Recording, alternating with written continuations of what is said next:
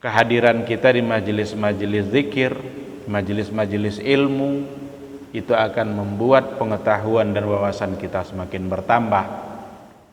Luas dan banyaknya pengetahuan agama kita tentu akan berpengaruh kepada kedekatan kita terhadap agama Allah dan kepada Allah itu sendiri. Mudah-mudahan majelis-majelis ilmu seperti ini selalu saja kita diizinkan oleh Allah untuk menghadirinya. Orang-orang yang menghadiri majelis-majelis ilmu adalah orang-orang yang akan didoakan oleh makhluk-makhluk Allah Subhanahu wa taala. Hattal hitanu fil bahri, sampai-sampai ikan yang di dasar laut pun ikut mendoakan mereka. Kenapa? Ridha bima yasna, rela bangga dengan apa yang mereka lakukan. Kita juga harus senantiasa memperbanyak selawat dan salam untuk Rasulullah sallallahu alaihi wasallam. Allahumma salli ala Muhammad wa ala ali Muhammad. Mudah-mudahan ungkapan selawat dan salam itu selalu membasahi lidah kita bersama. Mudah-mudahan ungkapan selawat dan salam itu selalu menyertai doa-doa dan permohonan kita kepada Allah Subhanahu wa taala. Satu ketika Ubay ibnu Ka'ab itu pernah bertanya kepada Rasulullah sallallahu alaihi wasallam. Yang ditanyakan oleh Rasul itu oleh Ubay kepada Rasul itu adalah seberapa banyak selawat dan salam itu harus saya sertakan dalam doa saya. Kata Ubay. Kata Rasul, ma syi'ta, seberapa yang kamu inginkan. Lalu Ubay bertanya lagi, bagaimana kalau seandainya saya sertakan sepertiga dari doa saya itu adalah selawat untuk kamu? Kata Rasul, ma syi'ta. Kalau sepertiga, ma syi'ta, terserah kamu. Kalau itu yang kamu inginkan. Wa in zitta, jika kamu tambah, fadzaka khair, maka itu adalah satu kebaikan. Au kama qala Rasulullah sallallahu alaihi wasallam. Lalu Ubay bertanya lagi, bagaimana kalau setengahnya? Jadi setengah dari permohonan itu, setengah dari doa itu isinya adalah selawat dan salam. Kata Rasul lagi, ma syi'ta, terserah kamu. Kalau segitu yang kamu inginkan. Jika kamu tambah, maka itu baik. Ubay berkata lagi, bagaimana kalau seandainya 2/3? Ma syi'ta, terserah yang kamu inginkan. Jika kamu tambah, itu baik. Lalu kata Ubay, kalau begitu ya Rasulullah, saya jadikan semua doa saya isinya adalah salawat dan salam untuk kamu. Karena selawat itu kita mendoakan Rasul kepada Allah Subhanahu wa taala. Jadi kita tidak lagi ego terhadap kepentingan kita, diri kita sendiri, tapi kita justru menghabiskan permohonan kita itu untuk mendoakan Nabi kita, yang ternyata itu adalah satu kebaikan. Wa in zitta fadzaka khair, jika kamu tambah maka itu akan lebih baik, akan menjadi satu kebaikan. Dikarenakan oleh Ubay mengatakan bahwa semua doanya akan ditujukan kepada Nabi dalam bentuk selawat dan salam kepada Nabi, maka Rasul mengatakan bahwa sesungguhnya Allah akan menghilangkan segala macam bentuk kegalauan, kegelisahan pada dirimu, wa yughfar lakum, dan lebih dari itu sesungguhnya dosa-dosa kamu akan diampuni oleh Allah Subhanahu wa taala. Oleh karena itu saatnya kita juga harus memuhasabah diri sejauh mana cinta kita kepada Rasulullah sallallahu alaihi wasallam, yang pada bulan ini adalah bulan-bulan di mana orang membicarakan sejarah kelahiran Rasulullah sallallahu alaihi wasallam, yang sebenarnya sangatlah tidak pantas kalau seandainya kita bicarakan sekali dalam 1 tahun. Membicarakan sejarah kelahiran Rasulullah sallallahu alaihi wasallam itu harus setiap saat, agar cinta kita semakin tumbuh, agar cinta kita semakin terpupuk kepada Rasulullah sallallahu alaihi wasallam. Beliau adalah figur yang sangat mencintai umatnya. Pada saat-saat kritis sekalipun, yang diingatnya bukan dirinya, tapi yang diingatnya adalah umatnya.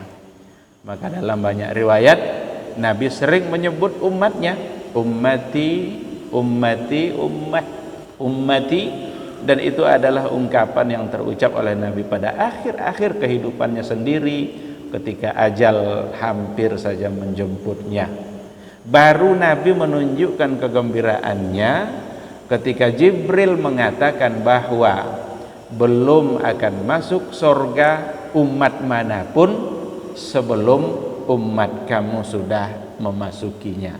Ketika itu yang disampaikan oleh Jibril, barulah Rasul menunjukkan rasa gembira, menunjukkan wajah gembiranya, dikarenakan oleh kabar gembira yang diberikan kepada umatnya, dan kita adalah bagian dari umat Nabi Muhammad sallallahu alaihi wasallam. Maka berbahagialah kita yang sebagai umat Nabi Muhammad, meskipun kita tidak pernah melihatnya, tapi kita bisa mencintainya. Dalam satu riwayat, ketika Nabi ziarah ke Baqi', Rasul mengucapkan satu ungkapan. Kata Nabi, istaqtu li ikhwani, atau kama qala Rasul, saya rindu terhadap saudara-saudara saya. Sahabat malah bertanya, ya Rasulullah, alasna bi ikhwanikum, bukankah kami ini saudara-saudara kamu? Kata Rasul, bukan. Antum ashabi, kalian ini adalah sahabat-sahabat saya. Ikhwani, saudara-saudara saya adalah alladzina yu'minuna bi wa lam yarawni, mereka yang bisa percaya, yakin kepada saya, yakin kepada agama saya, beriman kepada ajaran yang saya bawa, walam yarawni, meskipun mereka tidak pernah melihat dan tidak pernah ketemu dengan saya. Maka mereka yang bersama Nabi adalah ashabun Nabi, adalah sahabat, itu kemuliaan tersendiri. Sementara yang lain adalah ikhwanur Rasul, saudara-saudara Rasulullah yang ternyata senantiasa dirindukannya. Mudah-mudahan kita bertemu di surganya Allah Subhanahu wa taala di yaumul akhir nanti. Amin amin ya rabbal alamin. Ma'asyiral hadirin wal hadirat, Bapak-bapak, Ibu-ibu yang dimuliakan Allah, kembali pada malam hari ini kita akan berbicara tentang bagian-bagian dari pembahasan maqasidus syariah. Sudah lebih kurang 3 minggu kita tidak masuk karena ada halangan, tapi alhamdulillah pada malam hari ini kita bisa kembali melanjutkannya. Yang terakhir yang sudah kita bicarakan adalah kaitan maqasidus syariah dengan al-muamalat, dengan fikih muamalah, yang dalam hal ini yang sudah kita contohkan kemarin itu adalah kaitannya dengan kitabun nikah. Kitabun nikah, nikah itu adalah bagian dari bentuk muamalah karena interaksi sesama manusia, yang dalam hal ini adalah antara suami dan istri. Kita sudah sampaikan yang menjadi bagian dari maqasidus syariah pada babuz zawaj, babun nikah, baik itu maqasid secara ammah, secara umum, atau maqasid secara khassah, secara khusus. Tapi pada malam hari ini kita tidak lanjutkan pada bab muamalatnya, tapi saya ingin mengambil satu kaidah yang sangat penting dalam kajian muamalat jika dihubungkan dengan maqasidus syariah. Jadi kaidah, kalau dulu kaidah-kaidah kita ambil lebih cenderung penerapannya pada masalah ibadah, ternyata juga ada banyak kaidah-kaidah yang berkaitan dengan bab muamalah, interaksi dalam kehidupan kita sehari-hari, apakah itu transaksi, keuangan dan lain sebagainya. Ternyata ada banyak kaidah yang perlu kita ketahui, perlu kita pahami ketika kita mengaitkannya dengan kajian maqasidus syariah. Kaidah itu bunyinya, jadi bunyinya kaidah itu adalah al-ibratu bil maqasidi wal musammayat la bil alfazi wat tasmiyat. Ini kaidah. Al-ibratu bil maqasidi wal musammayat la bil alfazi wat tasmiyat. Artinya adalah yang menjadi patokan pada transaksi, pada akad, yang menjadi patokan adalah al-maqasid wal musammayat. Yang menjadi patokan dalam setiap transaksi kita itu adalah maksud dan substansinya, hakikatnya dan substansinya. La bil alfazi wat tasmiyat, bukan yang menjadi patokan adalah bahasa yang terucap atau nama dan sebutan. Jadi pada akad, pada transaksi kita dalam bermuamalah, itu yang menjadi patokan tidaklah semata-mata lafaz yang terucap, tapi yang menjadi patokan adalah maqasid, adalah tujuan, adalah maksud atau substansi dari transaksi itu sendiri. Itu arti dari kaidah yang kita bacakan tadi.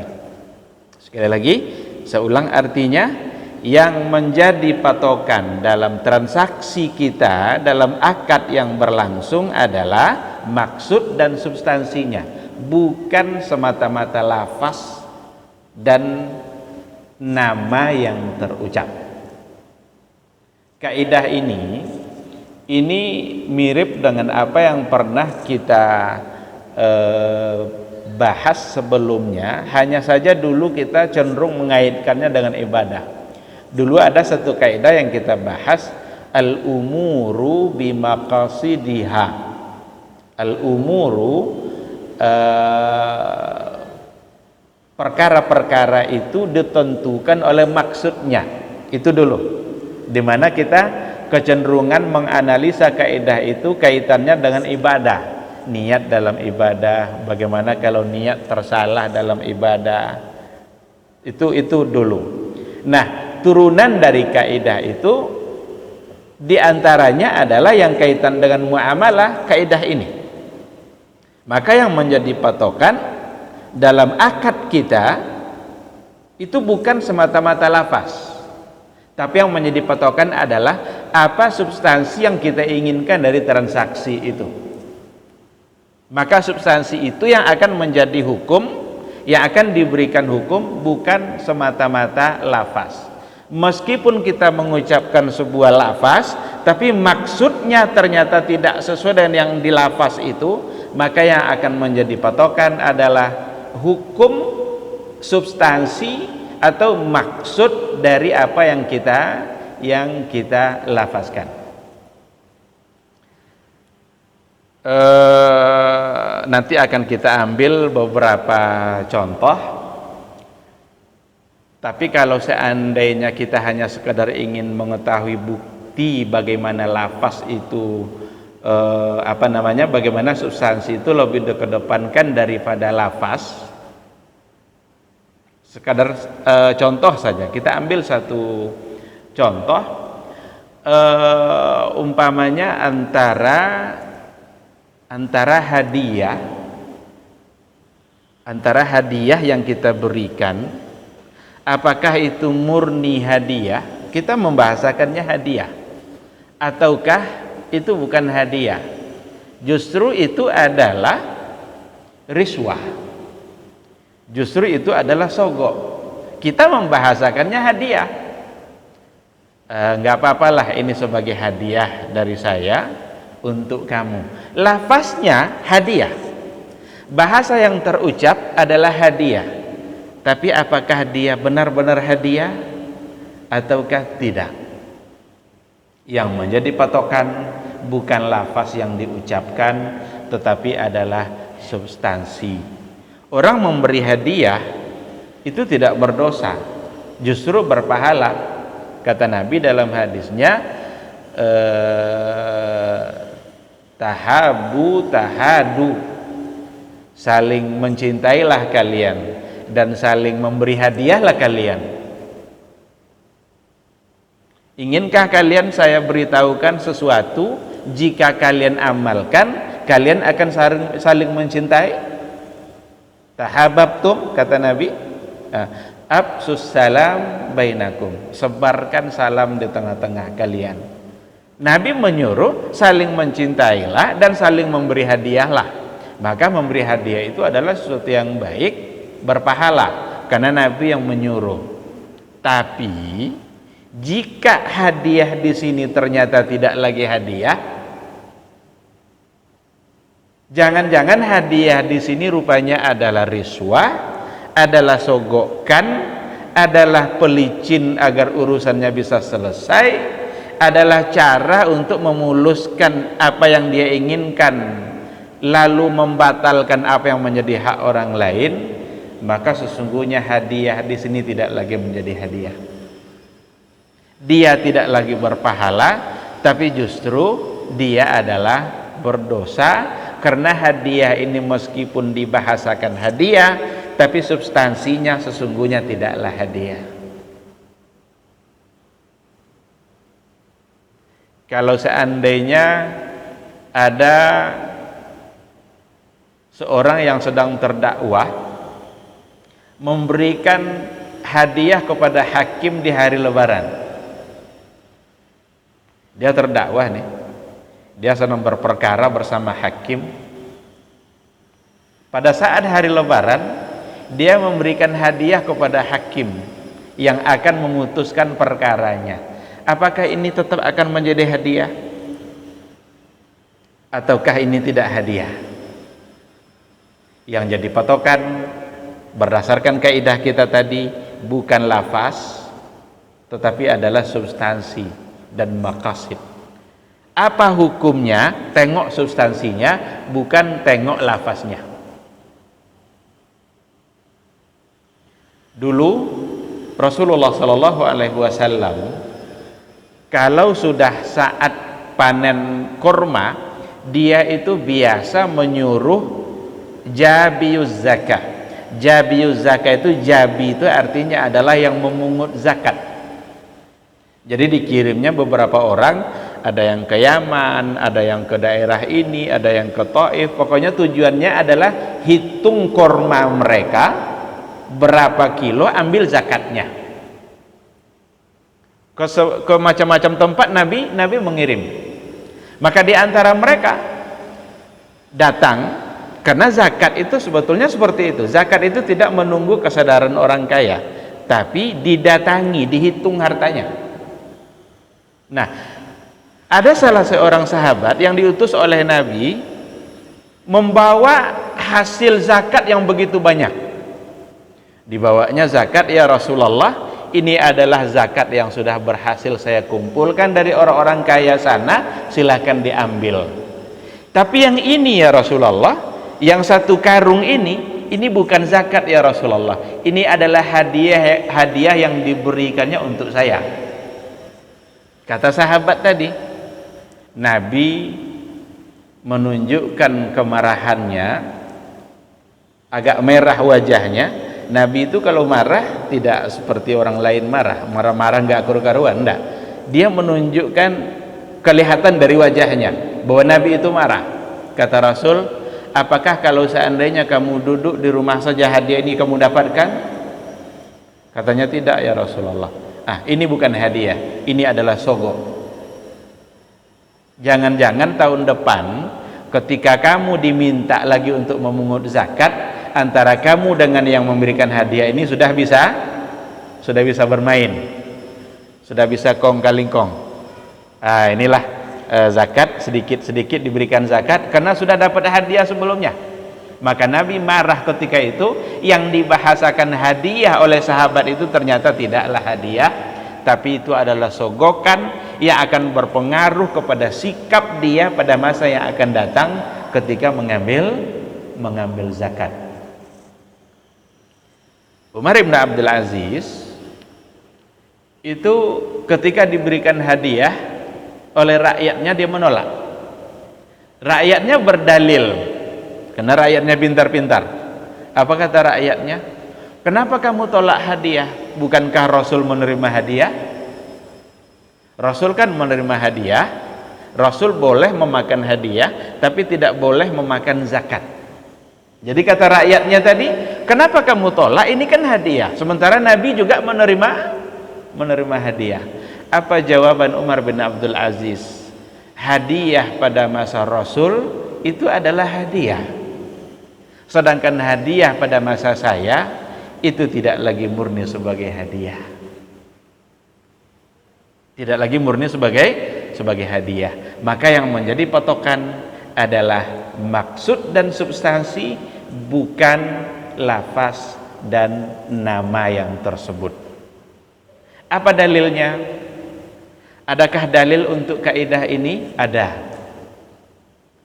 Dalil untuk kaidah ini oleh para fuqaha, para usuliyin. Hadis asasi dalam masalah ini adalah hadis innamal a'malu binniyat. Hadis yang berkaitan dengan satu persoalan yang intinya ada pada niat. Innamal a'malu binniyat wa innama likulli imri'in ma nawa. Sesungguhnya amalan-amalan itu ditentukan oleh niatnya.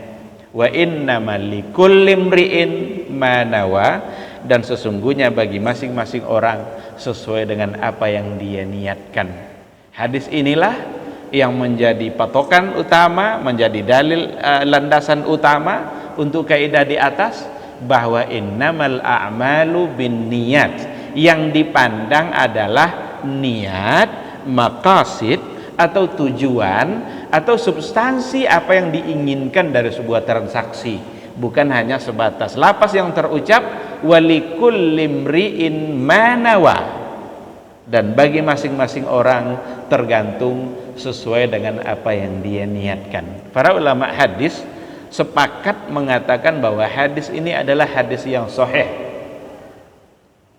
Ini sepakat ulama mengatakan bahwa hadis ini adalah hadis yang sahih, meskipun pada saat yang sama dia disebut sebagai hadis yang gharib. Kenapa disebut sebagai hadis gharib? Hadis gharib itu adalah hadis yang diriwayatkan oleh satu orang pada satu tingkatan. Jadi kan sanad itu kan ada tabaqatnya, ada tingkatan-tingkatannya. Ada tingkatan sahabat, ada tingkatan tabi'in, ada tingkatan tabi'in. Hadis ini pada tingkatan sahabat hanya diambil oleh satu orang dari Nabi, dan itu adalah Umar ibnul Khattab. Jadi yang mengambil hadis innamal a'malu binniyat ini hanya satu orang sahabat, hanya Umar ibnul Khattab. Sementara sahabat yang lain mengambil dari Umar. Maka hadis ini dari sisi itu disebut sebagai hadis yang gharib, karena ada satu periwayatan dalam satu tingkatan. Namun meskipun dia sebagai hadis yang gharib, dia sudah menjadi hadis yang sangat terkenal dan disepakati kesahihannya oleh para ulama. Bahkan kalau kita baca komentar-komentar para ulama hadis tentang kedudukan hadis ini sesuatu yang membuat memberikan satu ketegasan akan pentingnya hadis ini dalam masalah fikih. Imam Syafi'i mengatakan bahwa hadis ini masuk kepada sab'ina baban min abwabil fiqhi. Hadis ini masuk ke 70 bab fikih. Al-Imam Al-Baihaqi mengatakan bahwa hadis ini adalah sepertiga dari agama. Sepertiga dari ilmu itu ada pada hadis ini. Kenapa Imam Baihaqi mengatakan seperti itu? Karena katanya pahala itu bisa kita dapat dari 3 hal. Pertama, pahala yang kita dapat dari hati. Kedua, pahala yang kita dapat dari lidah. Dan yang ketiga adalah pahala yang kita dapat dari a'malul jawarih, dari anggota tubuh. Nah, hadis ini berkaitan dengan masalah hati, berarti dia adalah sepertiga dari agama atau sepertiga dari ilmu. Imam Ahmad juga memberikan komentarnya terhadap hadis ini. Kata Imam Ahmad, agama ini dikembalikan kepada 3 kaidah utama dari 3 hadis. Yang satu lagi, yang pertama adalah hadis ini, innamal a'malu binniyat. Ini hadis yang pertama. Hadis yang kedua katanya, man ahdatsa fi amrina ma laysa minhu fahuwa raddun. Barang siapa yang mengada-ngada sesuatu yang baru dalam agama padahal bukan bagian dari agama, fahuwa raddun, maka dia akan tertolak. Itu hadis yang kedua yang menjadi kaidah utama pada agama. Sedangkan yang ketiga adalah al halalu bayyin wal haramu bayyin wa bainahuma umurun mustabihat. Yang halal itu nyata dan yang haram itu juga nyata. Wa bainahuma, di antara keduanya, umurun mustabihat, ada perkara-perkara yang samar, ada perkara-perkara yang sifatnya syubhat. Maka berhati-hatilah dalam perkara syubhat tersebut. Kata Imam Ahmad, agama ini kembali kepada 3 pondasi hadis ini, 3 kaidah utama hadis ini. Yang salah satunya adalah innamal a'malu binniyat, sebagai landasan dari kaidah yang kita bahas, yang kita angkat pada malam hari ini. Maka sekali lagi, para ulama menjadikan hadis al-a'mal binniyat ini adalah landasan untuk kaidah yang hal itu memberikan kepastian bagi kita bersama bahwa ternyata memang persoalan niat dalam agama ini adalah persoalan yang asasi. Maka ada hadis-hadis lain yang pendukung yang kaitannya dengan kedudukan niat selain dari hadis ini. Contohnya adalah la hijrata ba'dal fathi wa innama jihadun wa niyyah. Kata Rasul, tidak ada lagi hijrah setelah Fathu Makkah. Tidak ada lagi hijrah, tak perlu lagi hijrah. Wa innama jihadun wa niyyah. Yang ada hanyalah jihad dan niat. Di hadis ini Allah gandengkan, Allah dempetkan penyebutan antara jihad wa niyah, jihad dan niat. Jihad itu jelas berjuang atas nama Allah. Niat, maka ternyata persoalan niat ini juga adalah perjuangan yang sangat berat. Betapa agama kita bisa rusak, betapa dunia kita bahkan juga bisa rusak hanya oleh niat yang salah. Agama bisa menjadi rusak oleh niat yang salah. Bahkan dunia kita menjadi binasa karena niat yang juga salah, niat yang juga sudah rusak. Oleh karena itulah dalam sebuah hadis apa dikatakan oleh Rasulullah sallallahu alaihi wasallam, innallaha la yanzuru ila suwarikum wala ila ajsamikum walakin yanzuru ila qulubikum wa a'malikum. Sesungguhnya Allah tidak memandang bentuk kalian, rupa kalian, fisik kalian. Allah tak memandang itu semua. Walakin yanzuru ila qulubikum, Tetapi yang dipandang oleh Allah adalah hati. Yang dipandang oleh Allah adalah niat.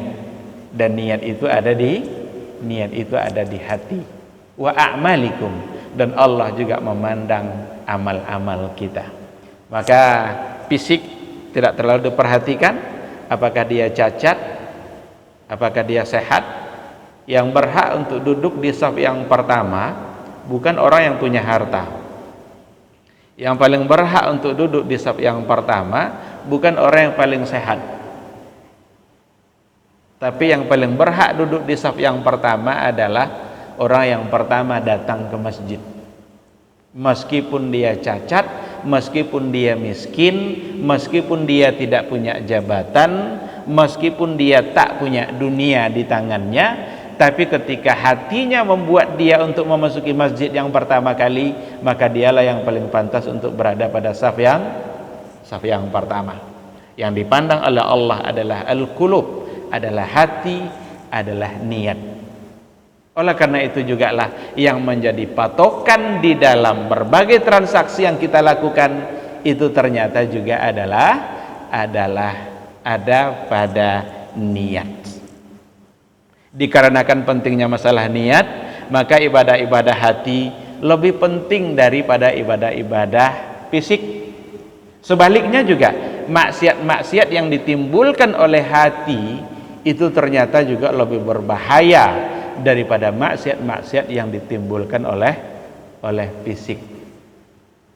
Maka Ibnul Qayyim Al-Jauziyah mengatakan mengobati penyakit hati, penyakit rohani itu jauh lebih susah daripada mengobati penyakit fisik. Itu kata Ibnul Qayyim dalam Al-Wabilus Sayyib. Mengobati penyakit hati, penyakit rohani itu lebih susah daripada mengobati penyakit fisik, jasmani. Kenapa demikian? Karena orang yang kena penyakit rohani, penyakit hati, tak sadar dia kalau dia sedang sakit. Sedangkan orang yang kena penyakit fisik, penyakit jasmani, dia sadar kalau dia sedang sakit. Kita biasanya kalau sudah menyadari bahwa kita sakit, kita akan cepat-cepat untuk ke dokter, karena kita sadar kita sedang sakit. Tapi kalau kita tidak sadar kita sakit, maka kita tidak akan ke dokternya. Maka penyakit hati kadang-kadang kita tidak menyadari, bahkan kita bangga dengan penyakit hati yang ada di diri kita.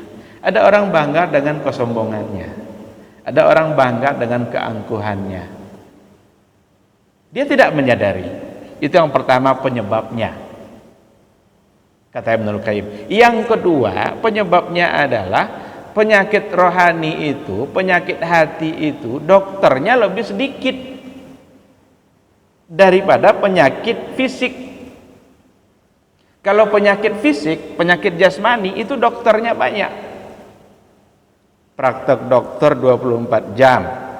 Jarak-jarak sekian kilo, nanti bukan sekian kilo malah, jarak-jarak sekian meter nanti ada praktek dokter. Itu semua adalah penyakit jasmani.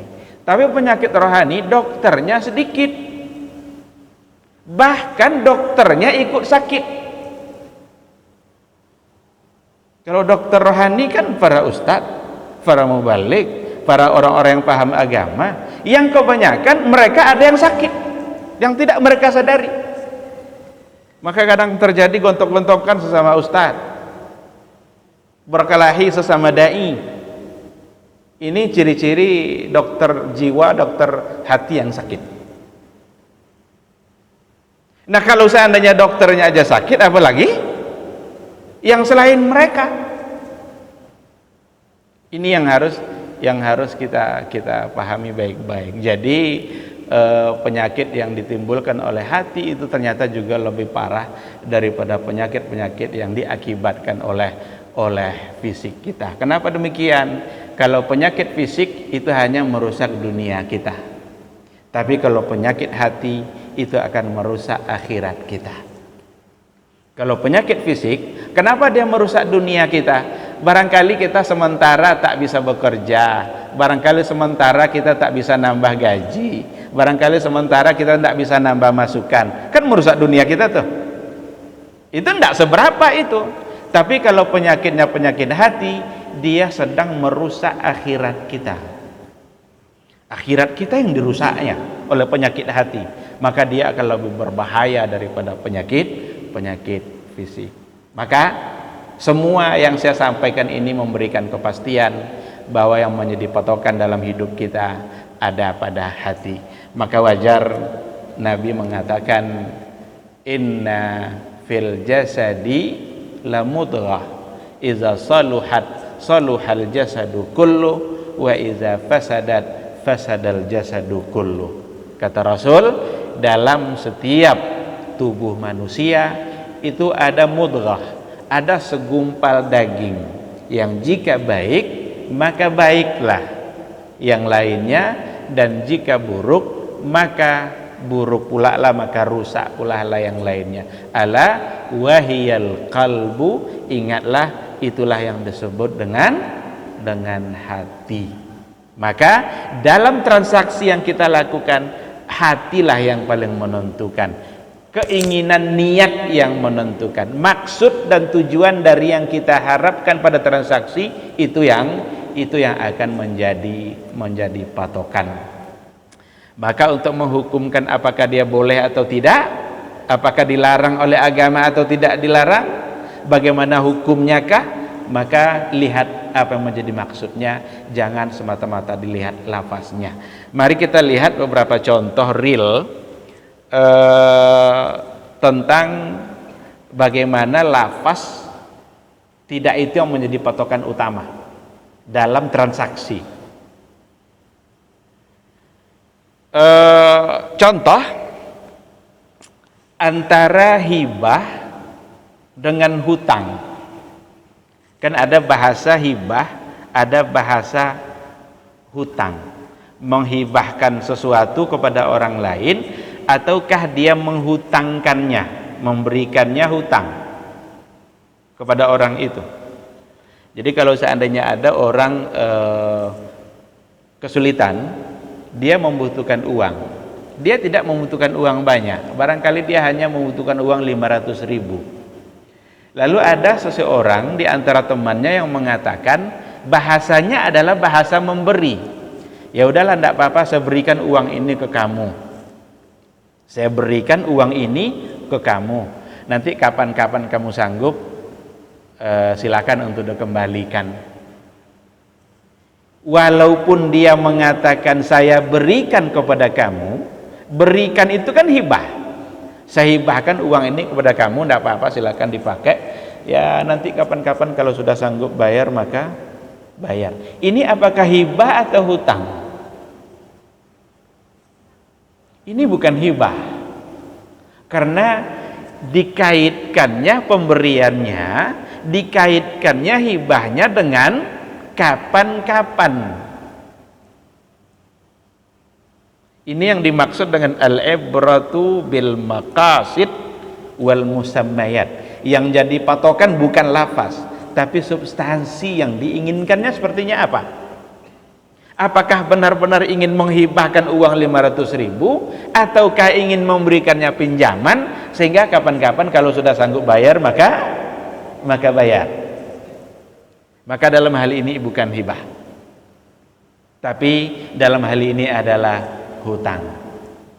Ad-dain la al-hibah, itu adalah hutang tapi bukan hibah.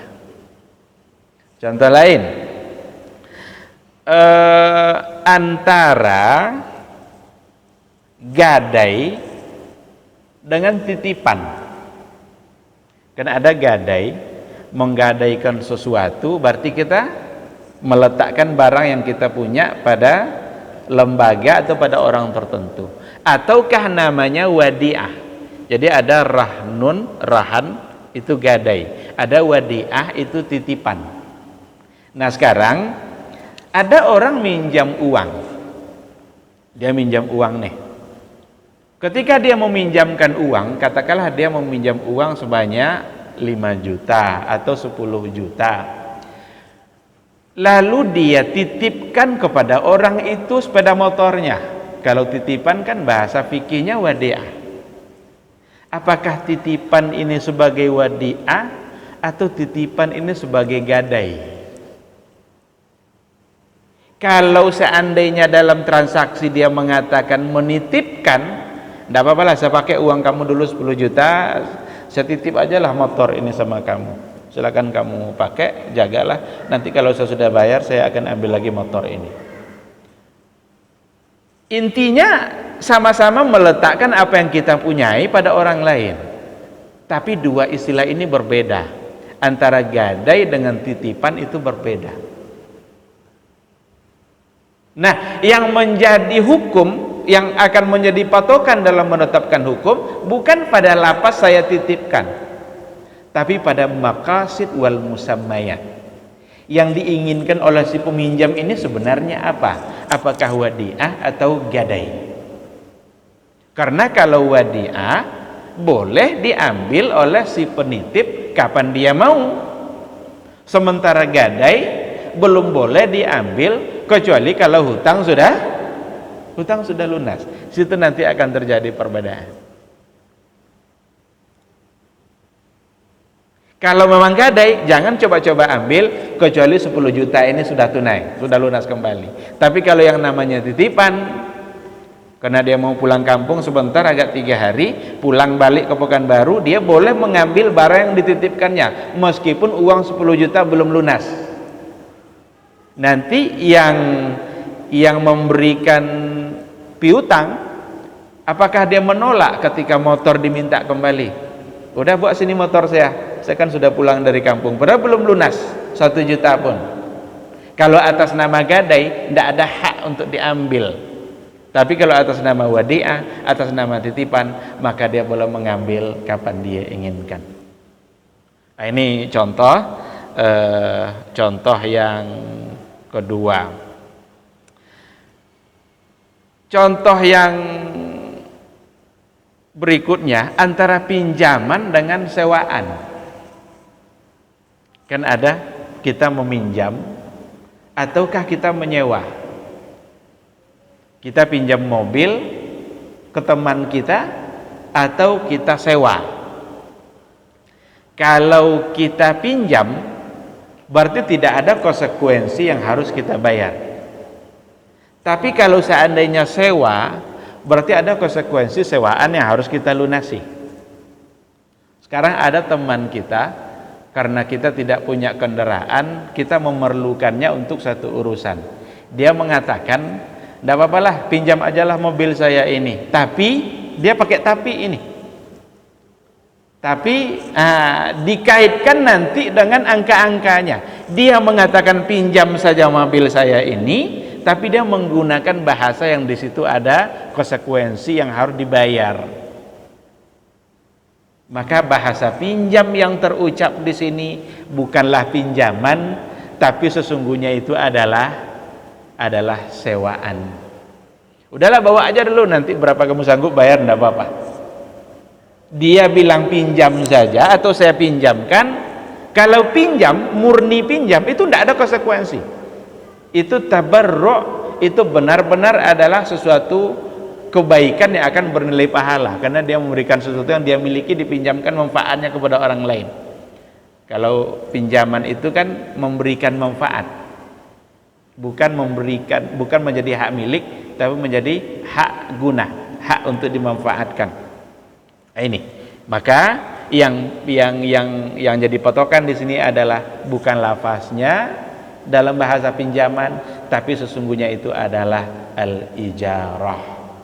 Itu adalah sewa menyewa. Inilah beberapa hal yang dalam buku-buku fikih atau buku-buku kaidah fikih, khususnya yang berbicara tentang kaidah ini beberapa contoh yang diangkat. Padahal kalau kita mau usut banyak contoh dalam kaidah ini akan ketemu dalam transaksi kita berbagai hal. Yang memang nyata-nyata yang jadi patokan adalah niat atau maksud, bukan lafaz. Saya ambil contoh terakhir untuk kaidah ini itu masalah sumpah, lafaz sumpah. Orang Arab itu punya kecenderungan yang kuat untuk mengucapkan kata-kata wallahi. Wallahi. Itu wallahi ini paling sering kita dengar dari ungkapan mereka. Wallahi itu kalau secara harfiahnya ini kan lafaz sumpah ini. Waw itu adalah waw qasam, waw sumpah, bersumpah dengan Allah, di mana artinya adalah demi Allah. Tetapi dalam bahasa tidak semua wallahi itu yang niatnya adalah untuk sumpah. Ada namanya yaminul laghwi atau laghwul kalam.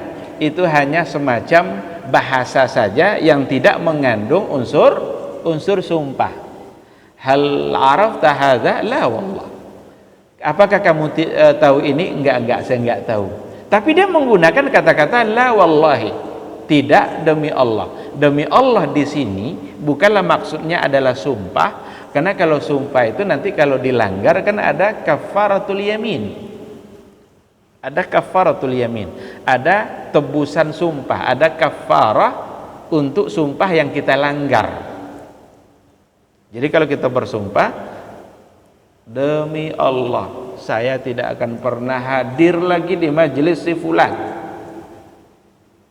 Bersumpah dia untuk tidak hadir di majelis si fulan. Rupanya besok dia hadir. Berarti dia melanggar sumpah. Maka ada kafarahnya. Mungkin dengan berpuasa, mungkin dengan memerdekakan hamba, atau mungkin dengan memberikan makan fakir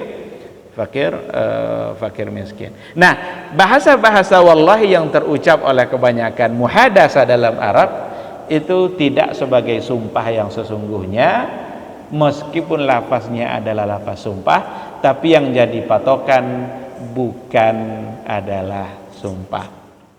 Kecuali kalau memang dia gunakan itu untuk bersumpah. Sebagai seorang pedagang, sumpah bagi pedagang ini mohon maaf, ini memang kecenderungannya selalu ada. Kenapa demikian? Karena banyak hal yang ditakutinya. Takut dagangannya tidak laku, takut dia di hari itu nggak dapat duit, takut dia orang lain lebih laris dari dia. Maka sumpah itu sering muncul. Ini ikan ini bagus enggak, Bu? Oh, wallahi ini bagus ini, demi Allah ini bagus ini, baru dapat ini, baru ditangkap. Padahal udah seminggu di kulkas. Jadi kecenderungan untuk bersumpah itu ada untuk membela kepentingan. Dan ini bisa terjadi pada banyak hal. Tidak saja ada pada pedagang, mungkin pada yang lain. Kalau itu yang dilakukan dan memang adalah tujuannya untuk bersumpah dan ternyata adalah bohong, maka itu agama sangat melarang, agama tidak membenarkan. Karena itu sama dengan syahadatuz zur, itu sama dengan sumpah palsu atau kesaksian palsu, di mana intinya adalah berbohong atas nama Allah Subhanahu wa taala. Coba bayangkan, berbohong atas nama Allah. Dia sebut-sebut nama Allah dalam kebohongan. Maka ada berbohong atas nama Nabi, ada berbohong atas nama Allah. Dua-duanya adalah sesuatu yang akibatnya fatal di dalam agama. Inilah beberapa hal yang masuk untuk contoh bagi kaidah yang tadi kita angkat. Ada lagi satu yang dibuat contoh oleh Wahbah Zuhaili dalam kitab fikihnya antara hibah dengan nikah. Kalau ada orang tua, dia membahasakan memberikan, ya udahlah enggak apa-apa, saya berikan putri saya kepada kamu. Itu apakah hibah? Mana mungkin hibah putri? Itu maksudnya adalah nikah. Jadi bahasa hibah, tapi yang dimaksud adalah nikah. Bahkan kalau seandainya dikatakan saya hibahkan putri saya kepada kamu dengan mas kawin segini, hibah di sini tidaklah artinya hibah, tapi hibah di sini artinya adalah nikah. Saya kira dengan 4 atau 5 contoh ini semakin bisa kita memahami kaidah di atas, bahwa yang jadi patokan bukan lafaz tetapi adalah substansi, adalah hakikat yang sesungguhnya yang diinginkan dari sebuah transaksi, bukan semata-mata ungkapan. Oleh karena itu, kalaupun kita membahasakan khamar itu dengan khamar islami, maka dia tetap menjadi haram. Kalaupun dibahasakan pacaran itu dan pacaran islami, tetap saja menjadi haram, meskipun dikasih label islami. Yang jadi patokan bukan labelnya, tetapi substansi. Baik, ma'asyiral hadirin wal hadirat rahimani Allahu wa iyyakum. Kaidah ini, kaidah yang kita angkat ini sebuah kaidah yang membatalkan segala macam bentuk siasat fikih. Ada siasat dalam fikih. Kaidah ini membatalkan siasat itu. Siasat di sini kalau dalam bahasa usul fikih itu adalah hilah. Jadi ada satu bab dalam I'lamul Muwaqqi'in dibahas oleh Ibnul Qayyim, ada namanya al-hiyal asy-syar'iyyah. Ada hilah syar'iyyah. Hilah itu siasat. Yang agak longgar dalam masalah ini adalah Abu Hanifah. Tapi harus dipahami baik-baik, Abu Hanifah bukan menghalalkan segala macam bentuk hilah, tapi dalam berbagai praktek Abu Hanifah ini kelihatan dalam masalah hilah dia lebih sedikit longgar daripada yang lain. Imam Bukhari ini menolak habis-habisan konsep hiyal sesuai dengan yang apa dicontohkan oleh Abu Hanifah. Karena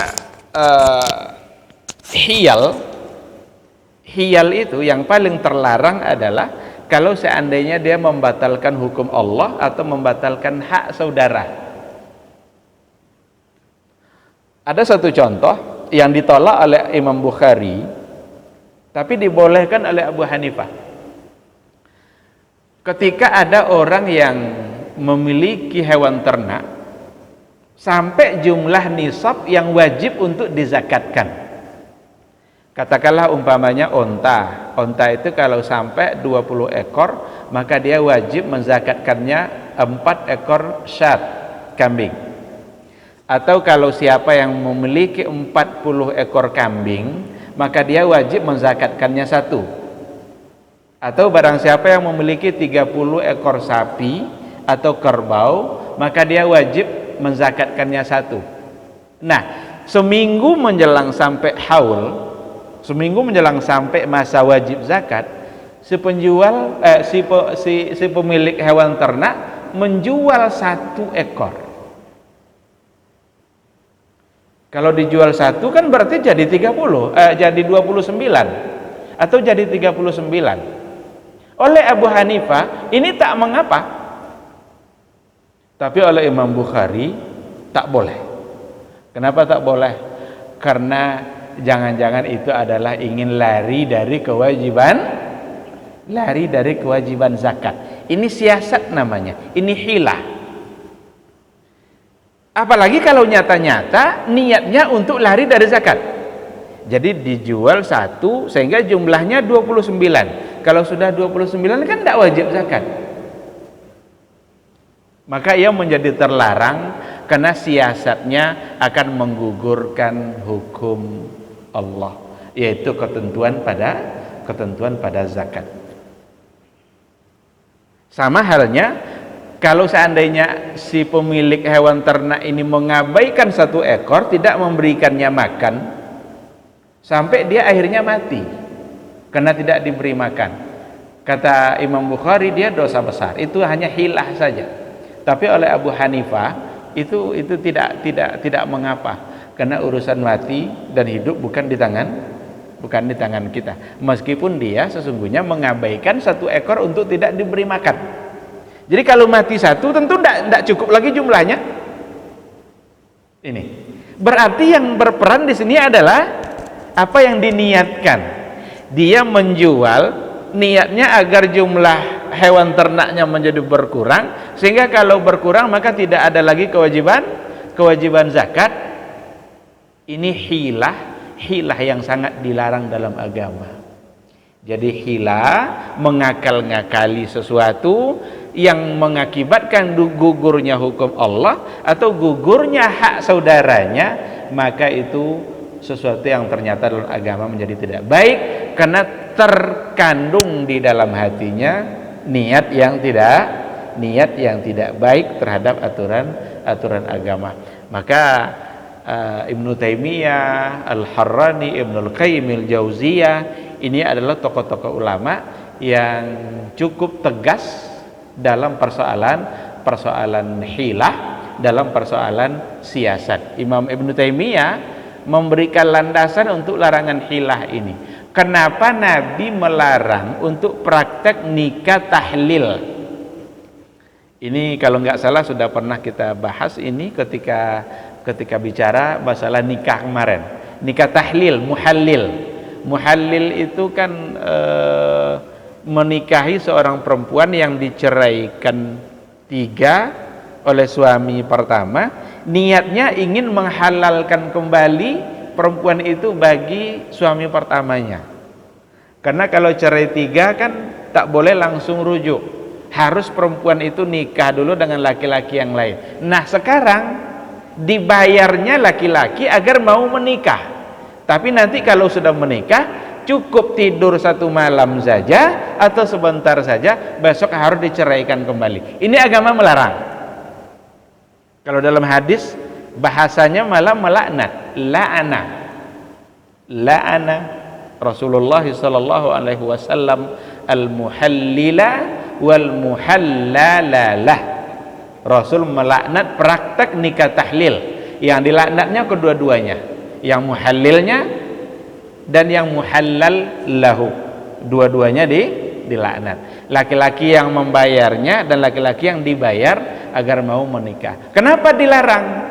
Karena dia telah mencederai sesuatu yang sakral dalam agama, sudah mempermainkan persoalan pernikahan tujuannya adalah syar'i, tapi ternyata pada nikah tahlil, nikah tidak lagi tujuannya syar'i, tapi hanya sekedar menghalalkan kembali perempuan yang dicerai 3 oleh suaminya. Nah, riwayat-riwayat seperti ini membuat kebanyakan para ulama berhati-hati dalam masalah hilah, dalam masalah siasat, sehingga jika akan menggugurkan hukum Allah atau menggugurkan hak saudaranya, maka siasat seperti itu tidak dibolehkan, dilarang, karena berkaitan dengan keinginan hati yang tidak baik. Namun tidak pula semua hilah yang menjadi terlarang. Abu Hanifah pun Imam Bukhari atau Ibnu Taimiyah pun, meskipun dia sangat tegas dalam masalah hilah, tapi tetap saja ada hilah-hilah yang dibolehkan dalam agama. Tapi ada syaratnya, jika tidak menggugurkan hukum Allah atau tidak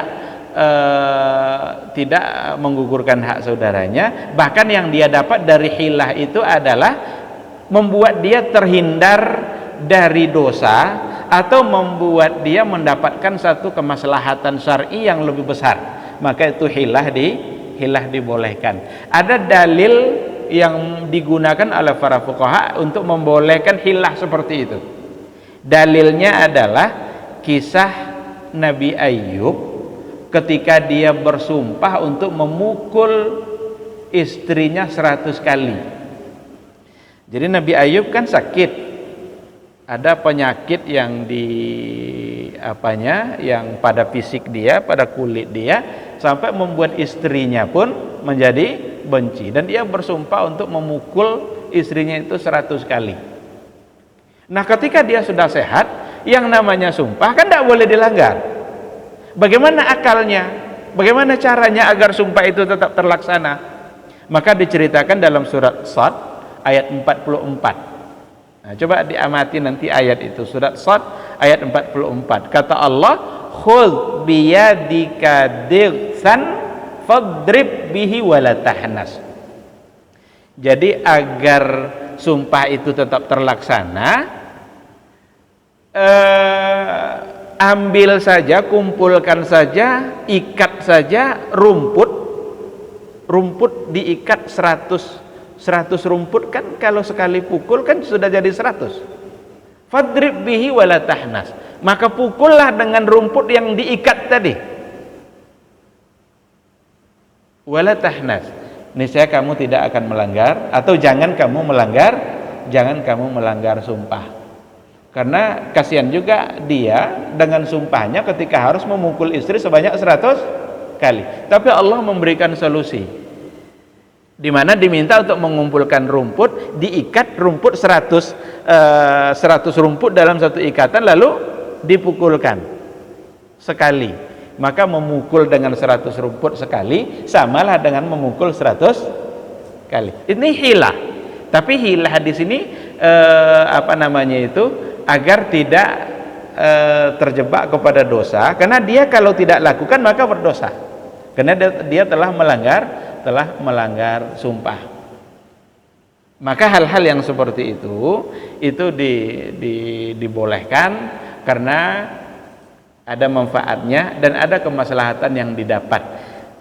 Contoh lain dalam Al-Quran yang di situ ada hilah, yang di situ ada siasat, itu kisah Nabi Yusuf. Ketika Nabi Yusuf itu sudah keluar dari penjara, dia kan sudah menjadi raja di Mesir. Ketika dia didatangi oleh saudara-saudaranya yang 11 itu, termasuk diantaranya satu adik kandungnya yang bernama Bunyamin. Yusuf ini ingin Bunyamin itu tinggal di istana bersama dia, karena dia adalah adik kandungnya. Biarlah yang lain pulang, tapi Bunyamin tinggal. Apa yang dilakukan oleh Yusuf? Dimintanya yang tukang bagi-bagi gandum itu untuk memasukkan cangkir emas ke dalam karung. Masukkan cangkir emas itu ke dalam karungnya Bunyamin. Nanti kita tuduh dia sebagai pencuri. Ini hilah enggak ini? Ini siasat enggak ini? Jadi ketika cangkir emas itu sudah masuk ke dalam karungnya Bunyamin, dan semua mereka sudah membawa barang-barangnya, ketika mereka berjalan pulang, datang yang memanggil, "Hei kalian, siapa di antara kalian yang mencuri?"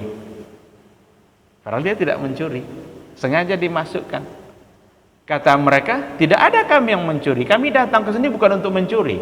Kami datang semata-mata untuk mendapatkan gandum yang menjadi kebutuhan. Kalian bohong," katanya. "Mari saya periksa satu persatu." Maka diperiksalah karung mereka satu persatu. Tidak pula dimulai dari karung Bunyamin. Kalau dimulai dari karung Bunyamin kan ketahuan nanti taktiknya. Ternyata dimulai dulu dari karung kakak-kakaknya ini. Ada Yahuda, macam-macam nama kakaknya itu, yang 10 orang itu, sampai terakhir pada karungnya Bunyamin. Kelihatan, nah ini cangkir emas, yang mencuri harus ditangkap, harus ditahan. Maka pulanglah yang lain, sementara yang dianggap mencuri harus tinggal di istana, yang sesungguhnya itu hanyalah siasat yang datang dari Nabi Yusuf supaya Bunyamin adik kandungnya bisa berada bersama dia di istana. Ini hilah. Jadi hilah seperti ini, hilah dengan untuk satu kemaslahatan, satu tujuan, tapi tidak untuk menggugurkan hukum Allah. Maka hilah jika akan menggugurkan hukum Allah itu sama sekali tidak dibolehkan. Dulu kalau nggak salah sudah ada beberapa contoh yang saya berikan, yang saya sampaikan juga pada majelis ini, beberapa hilah yang dilakukan oleh para fuqaha karena ingin selamat dari ancaman. Pada masa Imam Ahmad, saya akan ulang lagi cerita ini. Pada masa Imam Ahmad itu semua mereka oleh Mu'tasim billah itu dipaksa untuk menganggap bahwa Al-Quran itu semuanya harus diakui bahwa Al-Quran adalah makhluk. Yang tidak mau mengakui Quran makhluk maka masuk penjara. Imam Ahmad karena tidak mau maka dia masuk penjara. Itu sebab Imam Ahmad dipenjara oleh raja. Yang lain ada yang bilang iya makhluk, maka dia bebas. Tapi ada yang cerdas yang menggunakan hilah. Ketika ditanya di depan khalifah, menurut kamu gimana? Quran itu makhluk atau tidak? Maka dia jawab begini, Al-Quran, At-Taurah, Waz-Zabur, Wal-Injil, hazil arba'a makhluqah. Ketika ditanya Quran itu makhluk atau tidak, dia jawab Quran, Taurat, Injil, Zabur, keempat-empat ini makhluk. Tapi yang dia maksud empat itu jarinya. Jari dia, bukan Quran, Taurat, Zabur, Injil tadi. Hazil arba'ah, keempat-empat ini semuanya adalah makhluk. Akhirnya dia bebas. Ini hilah, siasat yang membuat dia jadi bebas dan dia tidak sedang berbohong. Karena yang dimaksud adalah empat jarinya. Yang memang empat jarinya adalah makhluk. Imam Ahmad ketika dia bersama Imam Al-Marwazi, Abu Ishaq Al-Marwazi, dia berdua sedang belajar. Marwazi ini tak ingin dihentikan pembelajarannya bersama Imam Ahmad. Tiba-tiba ada budaknya yang memanggil, Assalamualaikum, apakah di sini ada Marwazi? Kata budaknya di luar. Marwazi ingin dibilang tidak, tapi gimana caranya? Karena dia ada. Maka Imam Ahmad memasukkan telunjuknya ke telapak tangannya. Katanya, dia tidak ada di sini. Tidak ada di sini maksudnya tidak ada di telapak tangannya, tapi ada di sampingnya.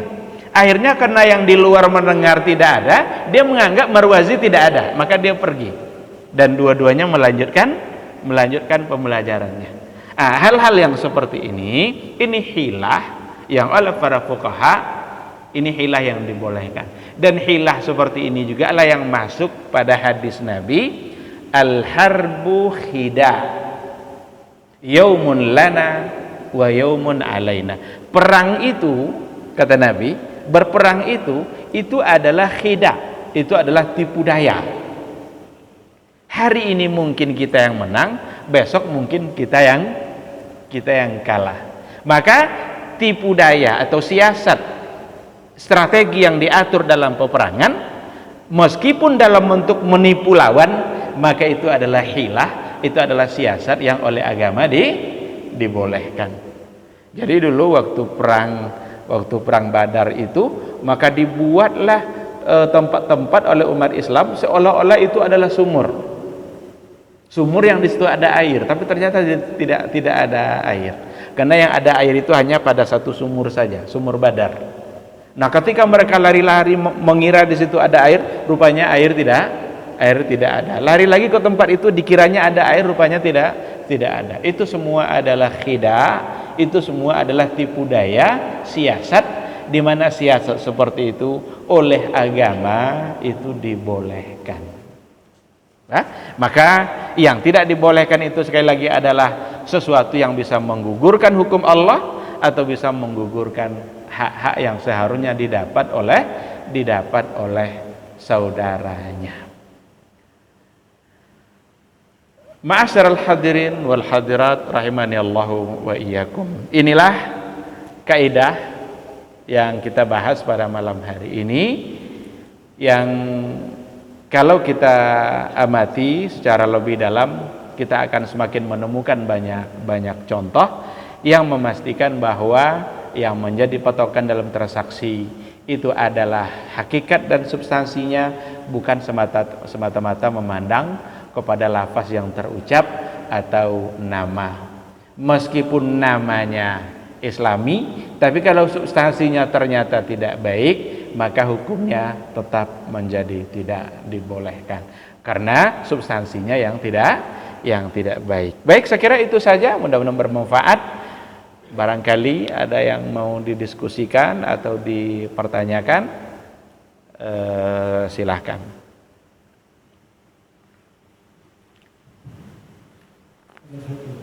Assalamualaikum warahmatullahi wabarakatuh. Waalaikumsalam.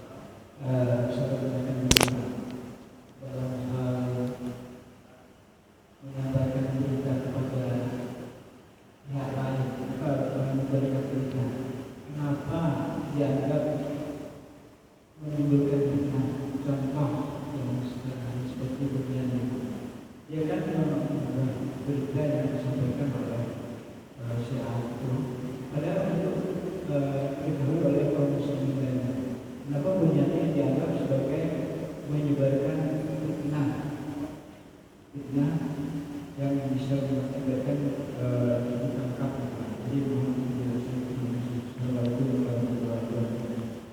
Waalaikumsalam warahmatullahi wabarakatuh.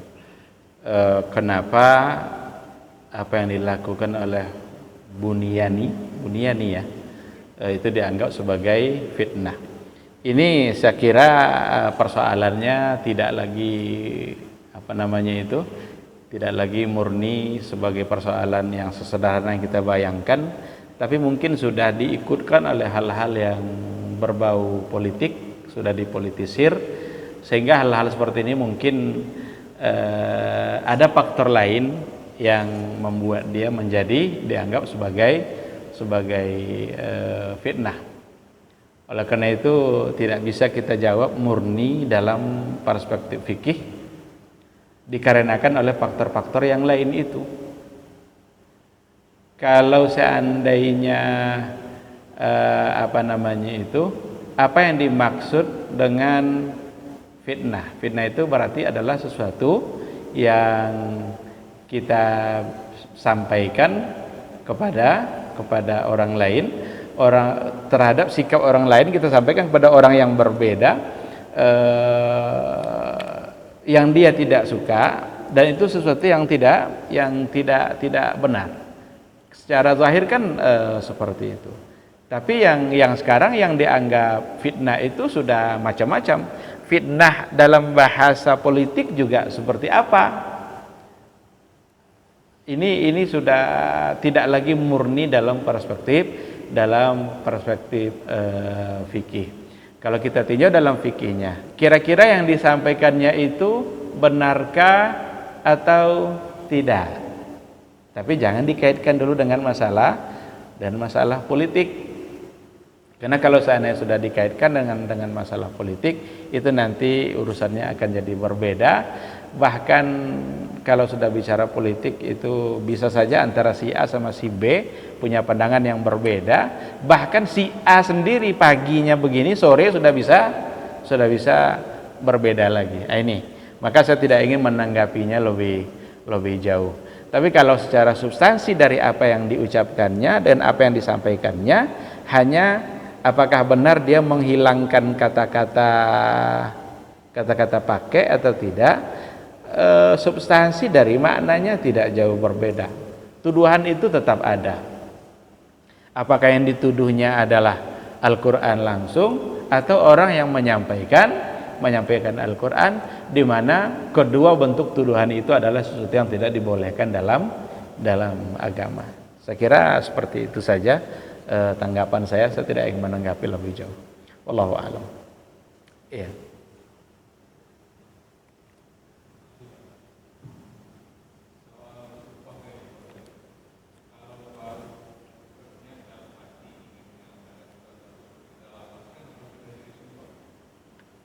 Iya. Kalau belum terlafazkan sumpah itu, maka belum. Sama dengan nazar. Kalau nazar itu harus sudah dilafazkan.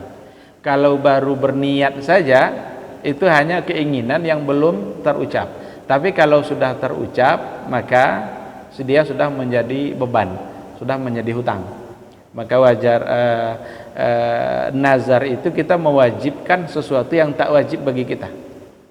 Kewajiban itu ada dua, ada Allah yang mewajibkannya, ada kita yang mewajibkannya kepada diri kita sendiri. Puasa itu kalau sudah kita nazarkan berarti wajib untuk kita tunaikan, kita yang mewajibkannya. Tapi kalau Ramadan itu Allah yang mewajibkannya. Maka diperlukan untuk yang pertanyaan tadi, memang harus sudah ada lafaz. Dan lafaznya itu menggunakan lafaz wallahi, tallahi atau billahi, seperti yang dilakukan pada sumpah-sumpah. Ya.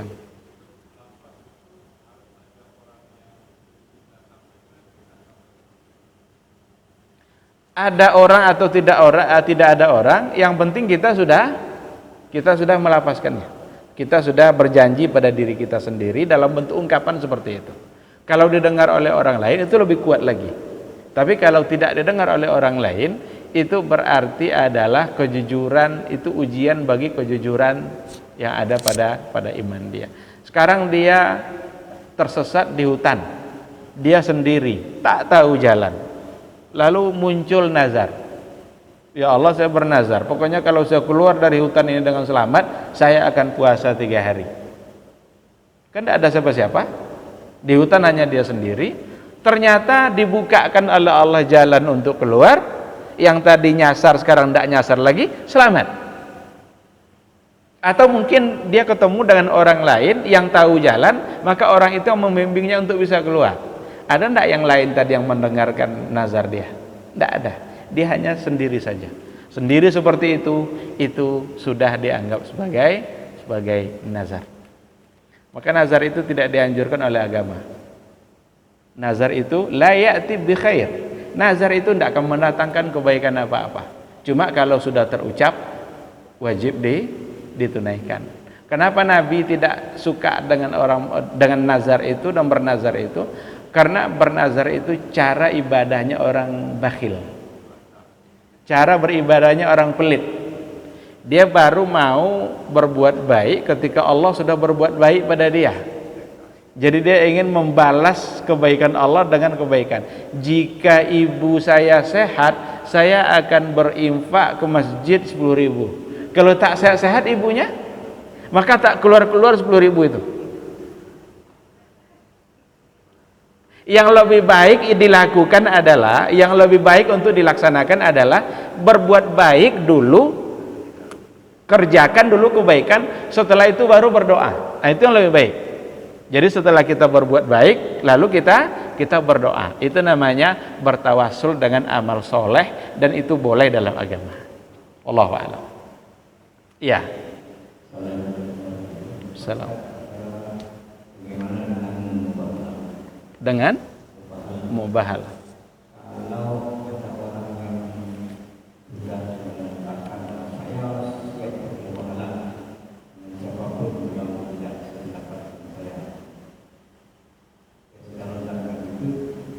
Lalu ada yang menyaut, terus tidak jadi melakukannya. Mana posisinya tidak jadi melakukannya? Iya. Mubahalah itu sebetulnya bukan untuk dipermain-mainkan.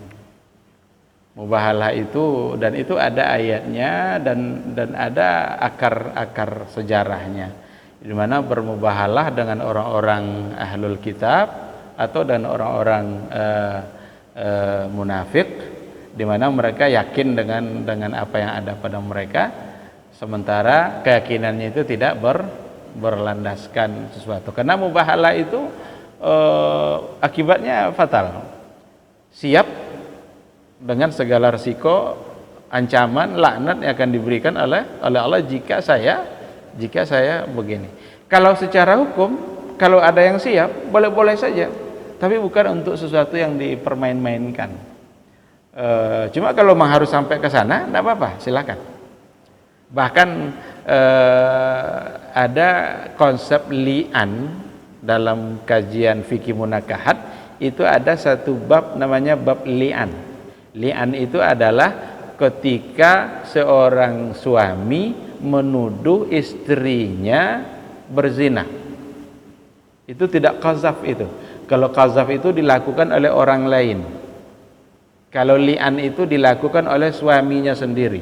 Dituduhnya istrinya berzina. Itu akibatnya nanti adalah li'an. Li'an itu dari kata-kata laknat.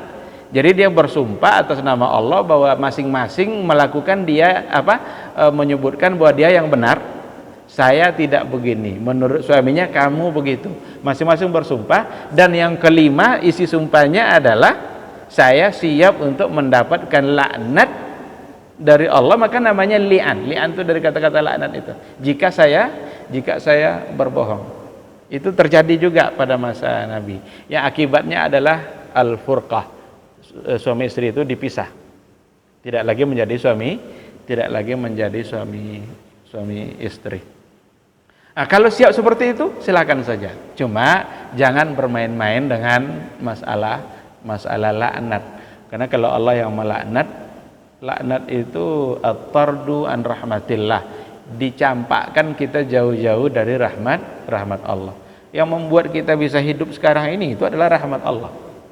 Yang membuat kita bisa bernapas itu adalah rahmat Allah. Nah, maka kalau seandainya ada orang yang ingin melakukan hal itu tapi tak jadi, apakah itu sebagai sumpah? Kalau mubahalah saya kira itu tidak wallahu alam. Saya belum pernah membaca persoalan secara rinci, tapi saya kira tidak langsung dianggap sebagai yamin, sebagai sumpah yang sudah dilanggar. Artinya kalau seandainya dia tidak ingin jadi melakukannya, ya udah tidak jadi aja. Karena belum dia bermubahalah, baru keinginan untuk siap bermubahalah. Wallahu alam. Mungkin nanti perlu perlu didalami lebih jauh lagi. Tapi sepanjang pengetahuan saya pada malam hari ini itu tidak masuk dalam kategori melanggar sumpah tadi. Sebab baru akan bermubahalah. Wallahu subhanahu wa ta'ala a'lam. Baik, kalau tidak ada, saya kira sampai di sini.